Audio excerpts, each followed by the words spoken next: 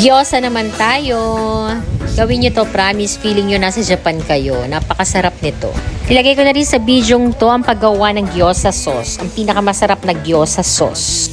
Sarili ko lang recipe yon. Bahala na kayo kung ibabash nyo ako sa diskarte kong recipe. So, ito na nga. Uumpisahan ko na. Basahin nyo na lang.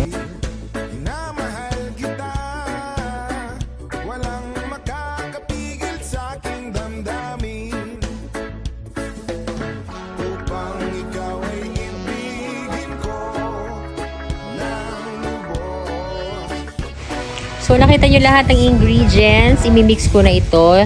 Itong pork, pinasadya ko itong malalaki yung pagkagiling. Gusto ko kasi sa gyoza yung may mangunguya. Kahit anong unahin nyo dyan, cabbage, mushroom, onion leeks. Imimix naman lahat yan. Kaya kahit anong unahin, pwede.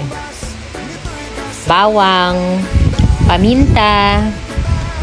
Pinakahuli ko dyan yung sesame oil. Gusto ko lang siya, merong syempreng aromatics ng sesame oil kasi yun naman ang gyoza talaga. Mas masarap siya na may sesame oil. So after ng sesame oil, imimix ko lang siya. Mekus-mekus ko lang siya hanggang mag-combine lahat ng inilagay ko. So after ko siyang halu-haluin, gagawa muna ako ng sauce. So imimix ko lang yung hiniwa ko, luya, bawang at sibuyas.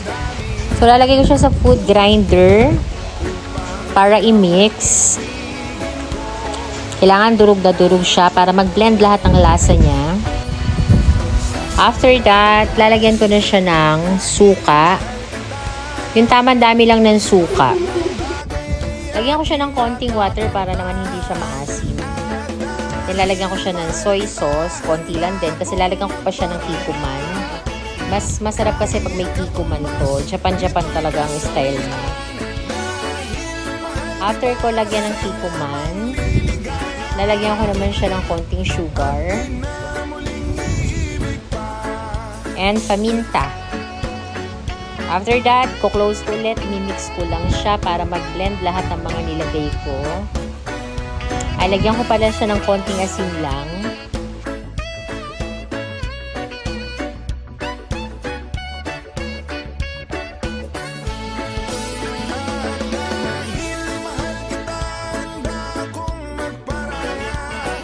Yan, nasasalain ko siya. Hindi ko isasama yung mga nilagay ko sibuyas, bawang, luya. Sasalain ko lang siya. Pipiga-pigain ko para kumatas yung lasa niya.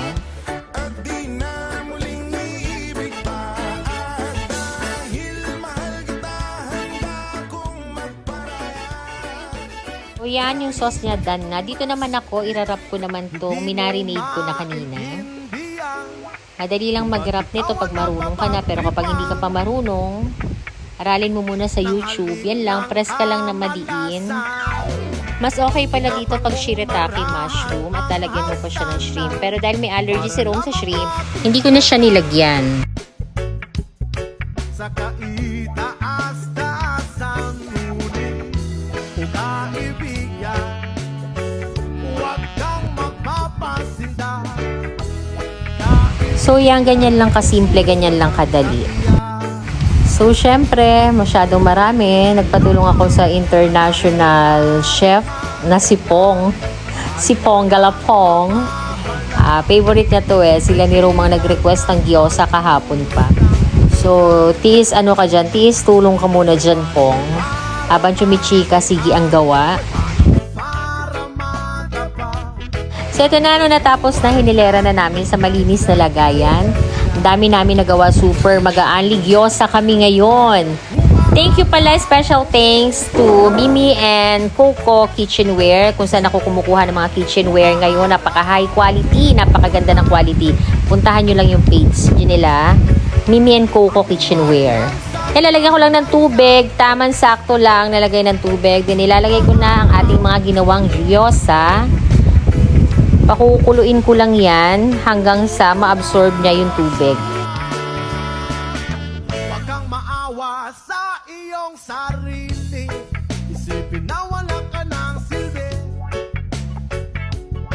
Sa tambuhalang kalokohan. So after ko malagay ang tamang dami, Adjust ko yung heat niya. Siyempre, kailangan ko itong takpan para maluto yung pork dahil hilaw yung pork. So, yan. Pag medyo natutuyo na yung tubig niya, pwede mo na siyang i-open. Ayan. Mas gusto namin yung ganito, yung sobrang toast na yung other side.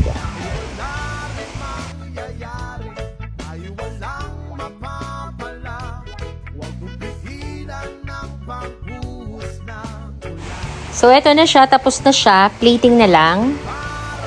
Napakasarap nito. I-try nyo to. Mag-aani gyoza kayo. Hindi nakakasawa. Sobrang sarap. Pati yung sauce niya na nilagay ko dyan sa video, i-try nyo. Parang authentic siya talaga ng Japan gyoza sauce.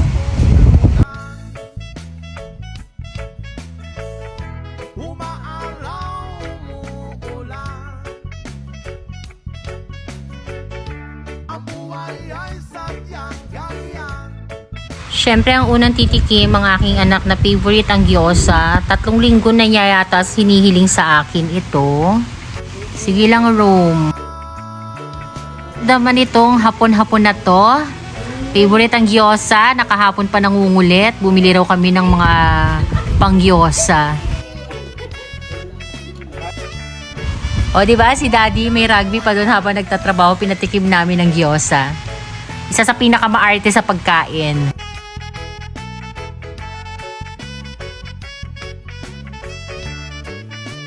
Rock. Perfect.